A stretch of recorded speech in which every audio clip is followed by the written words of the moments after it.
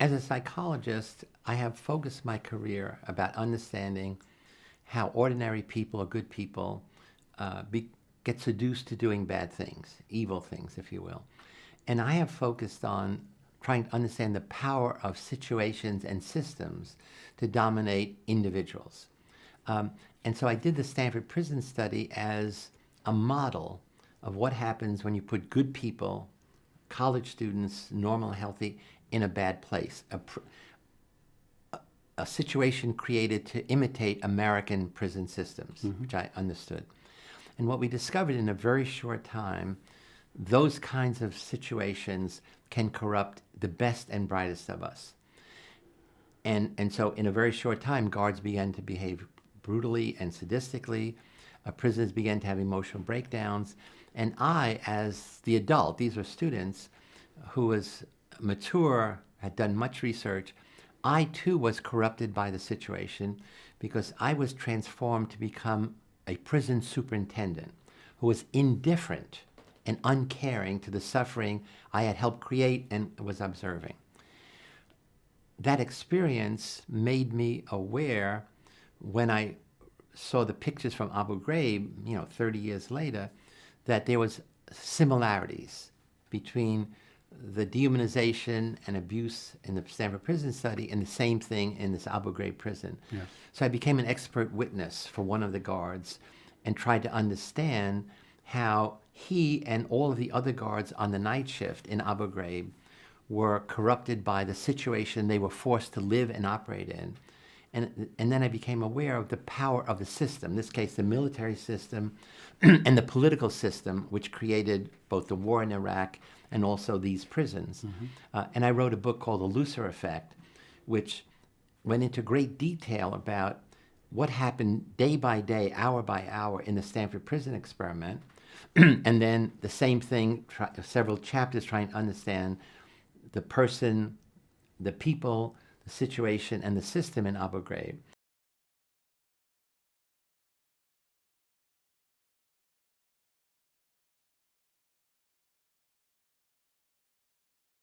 And we began a simple study. And the idea was, it's almost like a Greek drama. It's really like, does the goodness of the people come to change the badness of the place? Or does the situation dominate even good people? And that's really what the question is. Yeah. So in short, what happened? The situation won and humanity lost. In a very short time, the boys who were playing the role of guards came to act as guards, as the worst guards, the worst guards in American prisons, meaning cruel, sadistic, dominating, oppressive, taking pleasure in the suffering of the prisoners. And each day, the level of aggression, the level of violence of the guards systematically escalated. We measured this, we videotaped 12 hours of various events, of every time they ate, every time the guards lined up the prisoners for different activities. And we recorded systematic increments in abuse, physical, psychological, dehumanization, and it got worse and worse each day. One of the guards who did the worst things to the prisoners, in a recent interview said, they were like our puppets. We were like the puppeteers. And so it's really about control and power. So for me, evil is really the exercise and abuse of power to dominate and control other people. For me, that's the psychological core of what it means to be evil. And the only question is how extreme the control and domination is. And in this case, it became extreme. So in 36 hours, the first prisoner who we had chosen because he was normal and healthy in every way has an emotional breakdown, crying, irrational thinking, cursing, out of control. And so we have to release him. So we proved the point. The problem was that because in my mind, the experiment was supposed to go for 2 weeks, instead of stopping it, when the second prisoner broke down, the third one, the fourth one, I allowed it to go on. And really at that point, I was transformed from being the researcher, the principal investigator, the objective, and as a teacher, caring, loving, I love students, to become the prison superintendent.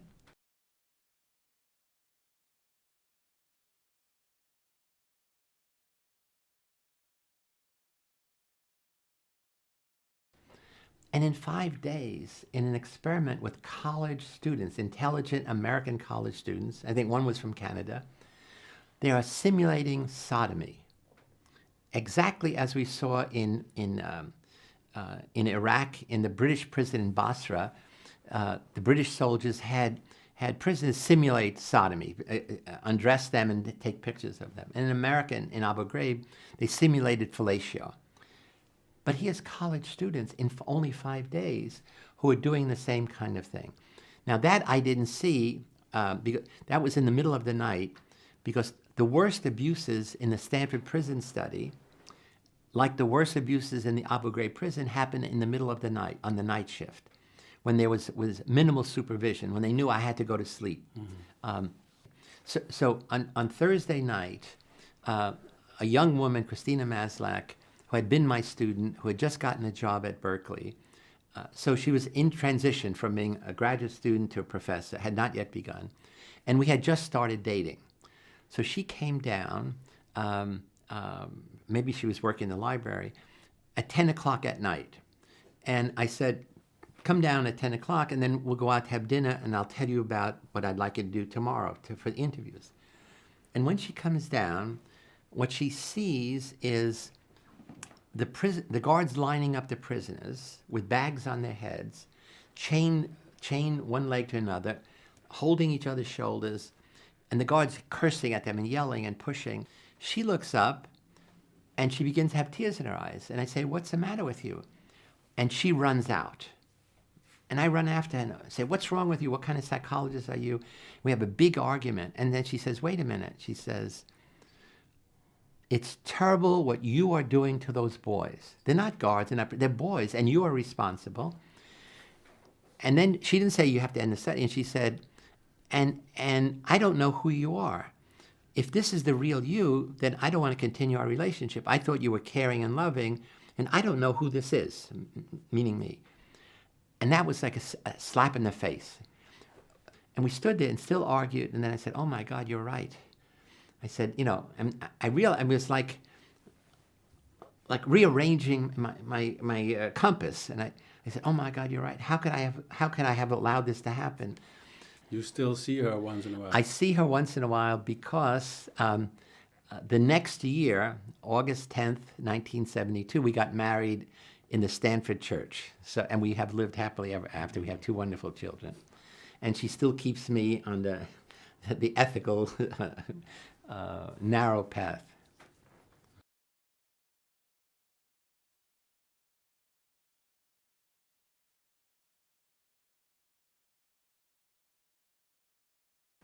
Yeah, see, I mean, the Stanford Prison Study, along with the famous study by Stanley Milgram on blind obedience to authority, they are really the bookends of the power of the situation. Mm-hmm. What Milgram studied was the power of one individual over another individual. And what I had studied is the power of institutions over all the people within them.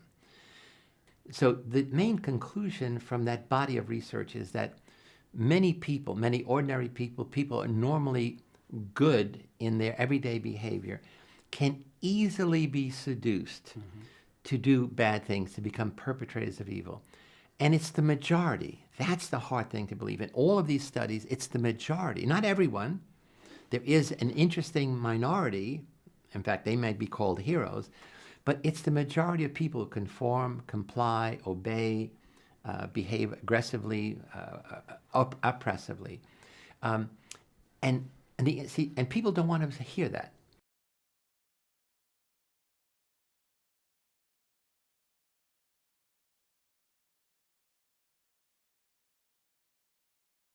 So what happened was, a few years ago, people around the world saw, for the first time, American soldiers, men and women, torturing, abusing, dehumanizing prisoners in their custody in Iraq, in a place called Abu Graib, which was a strange name at that time. And what happened was, when I looked at those pictures, I was shocked, but I wasn't surprised because they were exactly like the pictures from the Stanford Prison Study. Guards putting bags over the prisoner's head, stripping them naked, sexually abusing them in various ways. And so the American military and the Bush administration immediately said, this is not systemic. This is the work of a few bad apples. Mm-hmm. And so I began to do interviews on national public radio and television to say, it could be that they are right, but my hypothesis is that our American soldiers are good apples and the military put them in a bad barrel called Abu Graib. Now, again, what's interesting is the abuses happened only on the night shift. Mm-hmm. None on the day shift. Therefore, it must be something about the situation. So you could prove your hypothesis. So what happened was, a lawyer for one of the guards contacted me and said, would you like to be on the defense team to help him? And I said, no. I mean, what he did was terrible, horrendous.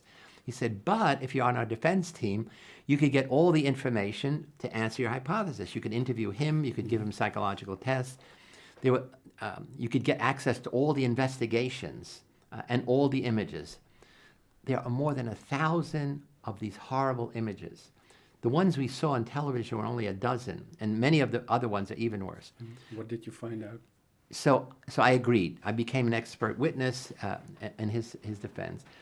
And so for 2 years, I got really enmeshed in the evil of that place and the system.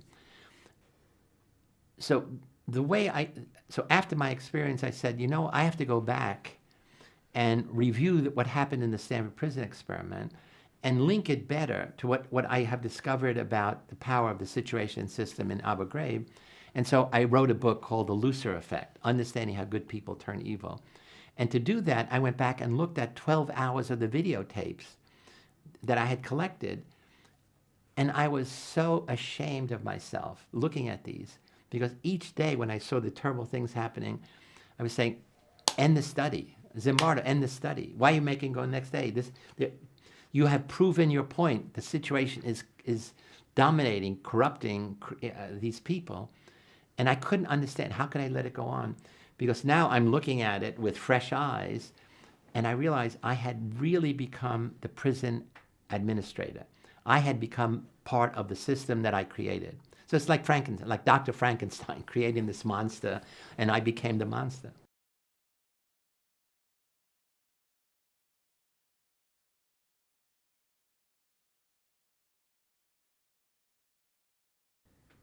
What did it mean for you personally to write this book on the Lucifer Effect? Because it's a journey into the heart of darkness, isn't it? Yeah, the Lucifer Effect was the most difficult thing I've ever done in my life. I spent 2 years because I first had to immerse myself back in the prison study 30 years later, looking at the videotapes, going through all the records. And fortunately, I kept all the detail, looking at the diaries that prisoners kept, looking at the reports that the guards did. And really, it was terrible, to re-experience that. And then what happened to you then? Excuse me? Why it was terrible? I mean, it was terrible to see the extent to which people suffered hour after hour, day after day, where I had the power to end it and did not. Mm-hmm. So that was the shame. This is what you still regret. I still regret. But I'm saying at the time, it was simply an experiment. It was simply a prison. But I'm saying, in going back and looking at it in retrospect, kind of as a cosmos, and seeing in great detail the extent of the suffering, and listening, and seeing and listening to what the guards were doing to break the prisoners' sense of humanity. That, for me, that was humiliating. And then just to realize the extent of that suffering in Abu Graib, imagining these prisoners, being so abused day after day after day, And then beginning to go through all the literature, going back and rereading all the studies, that it was essentially looking at what is worse about human nature, for those 2 years. Yeah, so in the Stanford Prison Experiment, I saw a case of heroism, a young woman who challenged me about really not to continue the study, and I agreed that she was right and I was wrong. And I got to see how easy it was for me to be seduced to the dark side, to allow evil, even though I didn't create it. That's the point, is that most evil people are passive observers. But I could have ended it, and I allowed it to go on because of indifference. That is, I looked, but I did not see. I looked at the suffering, but I didn't see it because I didn't have compassion for the prisoners, meaning that these are human beings. In the same way in Abu Graib, with all the terrible things the guards did, one of the soldiers said, it was just fun and games. Why are people upset? Don't call it torture. We was just making them naked, putting them in pyramids. We don't think of it. So they could not imagine what it was like to be the prisoner on the receiving end of this abuse. They could not, or they did They not? could not, or in that situation, they refused to empathize with the prisoners. Also because in this situation, they had already dehumanized them. They're Arabs. They called them towel heads. That is, they're dark people. They're different from them. So dehumanization is really a key in evil, because dehumanization says, I look at other people and I don't see them as people. I see them as objects, as inferior objects, as less than human. And then once that image is in my mind, then I can do things to them or allow things to be done to them that I would never, under ordinary circumstances, allow, condone, permit, or certainly not to ever do.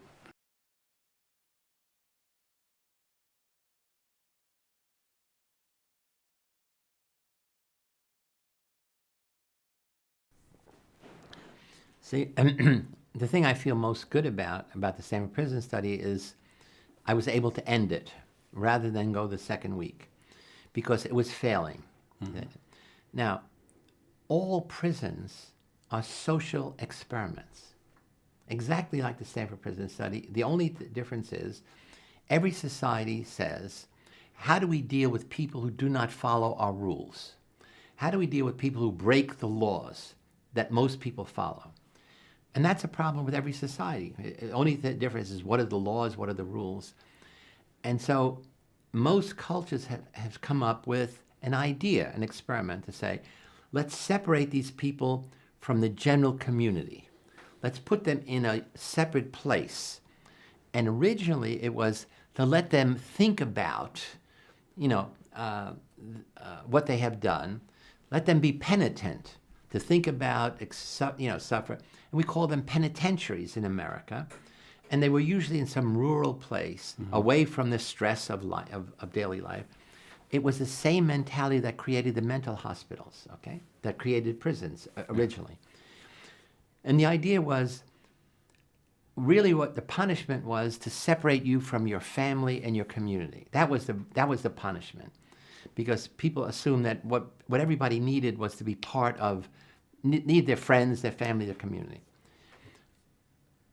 But over time, it began to change, because then over time, there were too many people in the prison, not enough guards. It became a problem of the institution. How do you deal with all these people? And then it's a big problem. You have to feed them, you have to clothe them, you have to give them something to do. Even in prison, the people who break the laws outside now there's laws in the prison, they break those laws, so they have to be punished. And what happens over time then, the prisons almost everywhere have no longer become a place to try to rehabilitate people who broke the law, so that when they go back, they will be good citizens. In fact, the prisons become a place of punishment, to make you aware that you are not an acceptable member of society. The evidence that prisons are failing is that when we look at what happens when a prisoner has been released, within 3 years, do they become good citizens? In America, the recidivism rate, people who have been released to go back, is at least 60%. So you're in Holland, it's 80%. Yeah. So it's 60, 70, 80% in most places. And the data I looked at in America is in a quarter of the cases, when you go back, you committed a more serious crime than originally. So prisons become a place to learn how to be a criminal. Now, up to now, in most societies, people said, we don't care. We don't care. Just keep them in. In America, there was a 3 strikes rule, which says if you commit 3 crimes, serious crimes, you're going to be put in prison 25 years to life. They said, throw away the key. Yeah. Now the new problem is we don't have the money. See, when America was affluent, other countries were affluent, they said, put him away, throw away the key, we don't care. He said, no. To keep a man in prison for 25 years costs $1 million. So prisons are failing. Prisons will always fail because their mission now is to punish and not to rehabilitate. The longer you are in prison, the less likely it is you will ever be able to have a job. I mean, imagine it's so hard in any country around the world for a good citizen to get a job. Now imagine on your record there's 7 years with, even if you don't stay in prison, there's 7 years since you worked. So when you come out of prison, you have not learned a trade, which is one of the big issues, where they could be teaching them something useful for society. And there's no way you're going to get a job. So how do you survive? You have to go back to do criminal activities.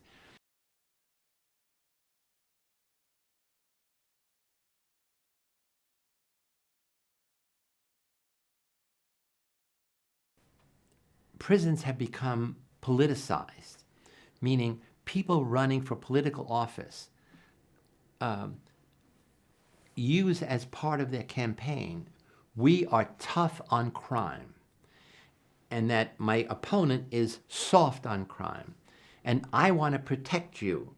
And especially at a time of terrorism, at a time of concern, those politicians have been elected. And then once they're elected, they have to be tough on crime, to say, let's put more people in jail, let's keep them in longer, let's be harsher when they're in prison, let's teach them a lesson.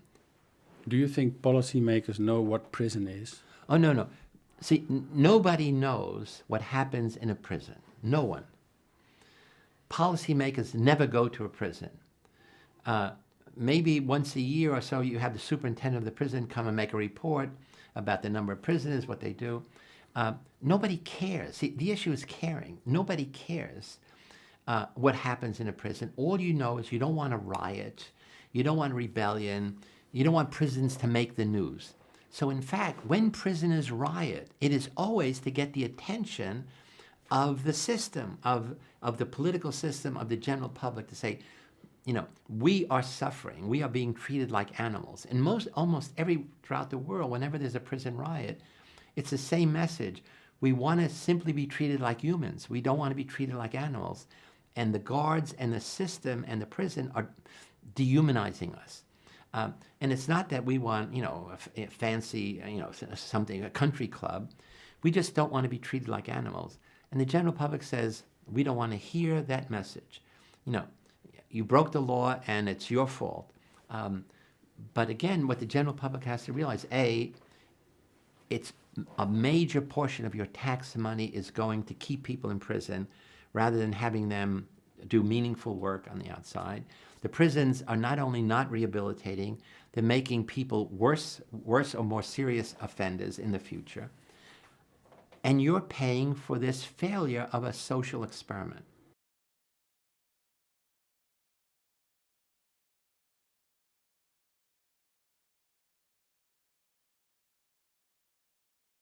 If you're in prison, you have no voice. So there has to be a way to describe your experiences. And so we need somebody who's going to be a champion of change of prisons in America, in the Netherlands. But I think it has to be somebody within each country to say to society, step back and look what you are allowing to happen, that you are allowing evil to happen in the name of good. But it's really evil. It's crushing the human spirit in these horrible places that you should be aware of. You should not simply say, oh, we don't care. From the time I began to publish about the Stanford Prison Study, hundreds of prisoners have been writing letters to me over these years, talking about the way they have been abused. Now, if it was just a few, you say, oh, these are people who are, overly sensitive. But each message is the same, that here are guards arbitrarily exercising power when it was unnecessary. A prisoner taking a shower, all covered with soap, and the guard turns the water off, and the prisoner says, please, I need another minute. And the guard punishes the prisoner, makes him go in solitary confinement for opposing the guard. It's the most simple level of humanity. What does it make a difference? You give them another minute to take the soap off, but then they get into a fight, and the prisoner is, unprovoked attack on a guard. They're put in solitary confinement for 30 days. It's the buildup of all those little horrors, like a little shop. So prisons are little shops of horrors that when you're in it, it only gets worse.